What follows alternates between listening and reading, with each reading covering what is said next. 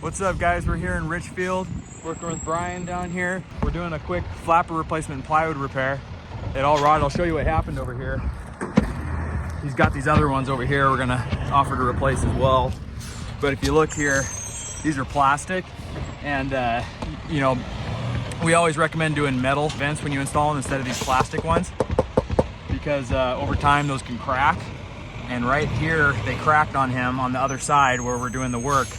And what he ended up with was a huge leak that went down. This isn't that old of a house. You can see the neighborhood's pretty nice. I think this is like 2015, maybe 2016 neighborhood. So just not too old.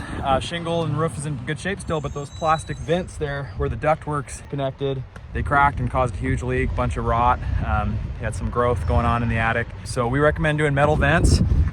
We're taking care of this over here. You can see, getting the plywood replaced. That was all rotten and water damaged.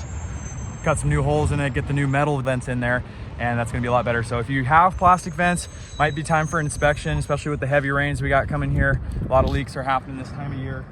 Check out your flapper vents or have a qualified roof inspector check them out. And if they're cracked, make sure you get on those before the water damage gets too severe. And even if they're not cracked yet, it might be a good idea to just preemptively or proactively replace those with metal ones so that you don't have a problem in the future. Thanks, guys.